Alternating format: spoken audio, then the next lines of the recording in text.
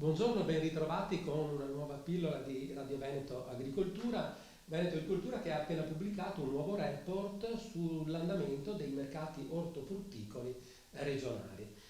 Siamo in compagnia del dottor Renzo Rossetto, che è l'autore, il coordinatore di questo importante lavoro e al quale chiediamo immediatamente come stanno di salute i mercati ortofrutticoli veneti. In quest'anno di Covid anche i mercati danno segni di qualche problemino di salute.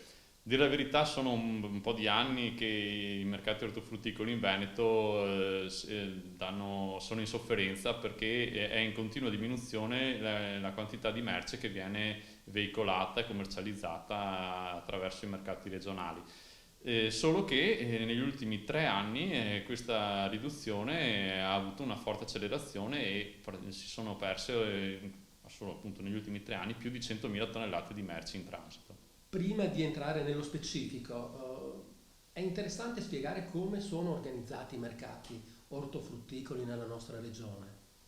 Il sistema mercatale in Veneto vede 3 grossi mercati di redistribuzione, quello di Verona, Padova e Treviso, che veicolano la maggior parte delle merci che transitano per i mercati ortofrutticoli, circa l'80%, che sono quelli che negli ultimi 3 anni hanno perso le quantità maggiori di merci. Accanto a questi ci sono altri mercati terminali di consumo che sono quelli più di prossimità alle città e dove i clienti sono soprattutto i dettaglianti, il dettaglio fisso e ambulante, che invece in questi 3 anni, ma anche negli anni precedenti, sono quelli che addirittura hanno aumentato le quantità di merce commercializzata. Evidentemente hanno saputo intercettare un nuovo ruolo a servizio del sistema ortofrutticolo. E poi ci sono una decina di mercati alla produzione che invece che sono soprattutto collocati nel Veronese per la produzione che raccoglie la produzione di frutta e nel Rodigino che raccoglie la produzione di ortaggi, che hanno proprio la funzione di aggregare l'offerta proveniente dalla produzione agricola regionale. Torniamo ai tre principali mercati, ovvero Verona, Treviso e Padova. Abbiamo parlato che c'è stato un calo nel transito merci. Come si spiega questo? Le motivazioni sono molteplici. E, essenzialmente, probabilmente c'è un problema di servizio o mancato servizio che i mercati non riescono a fornire a quelli che sono gli utilizzatori, quindi ai commercianti grossisti che hanno uno stand di mercato e agli acquirenti che sono principalmente altri commercianti o la distribuzione moderna. Sempre più negli anni questi soggetti o hanno creato dei percorsi esterni al mercato o hanno accorciato la filiera rivolgendosi direttamente ad altri commercianti o ai produttori agricoli magari del sud Italia per certe merci. Di fronte a questi scenari che mi sembra di capire non siano proprio positivi, e come si raffrontano con il sistema produttivo ortofrutticolo veneto?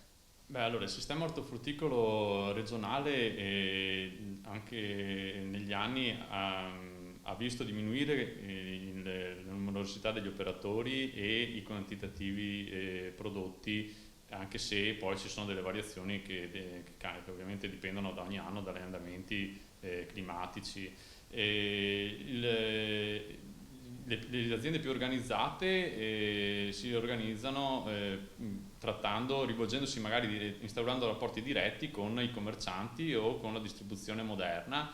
Chiaro che si possono creare delle situazioni distorsive, soprattutto per la differenza di peso sul mercato, per cui possono esserci delle situazioni di aste al ribasso o che possono creare delle difficoltà alle imprese agricole, ma possono esserci anche degli spiragli comunque positivi, perché in ogni caso l'obiettivo è commercializzare la produzione, e se questa avviene all'interno del mercato o al di fuori, per le imprese agricole non è un grosso problema. Il problema è per i mercati.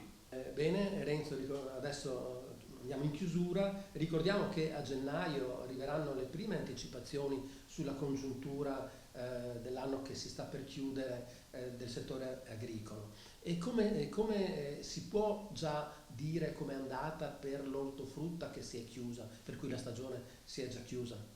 Allora, ovviamente per molte colture la stagione non è ancora conclusa, per cui i conti si potranno fare solo a fine anno.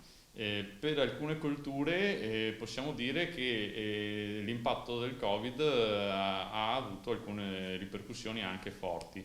Ad esempio fragole e asparagi, che sono delle colture primaverili che sono state proprio colpite dal lockdown nei mesi di febbraio, di marzo, aprile e maggio, pur avendo quantitativi produttivi simili a quelli dell'anno scorso, hanno avuto una perdita di raccolti per la difficoltà a commercializzare e a piazzare sul mercato la produzione. E anche il radicchio primaverile ha avuto grosse difficoltà, proprio perché c'è stata una sovrapposizione di produzioni invernali con quelle primaverili, per cui c'è stato un crollo dei prezzi che ha portato proprio alla distruzione del prodotto in campo.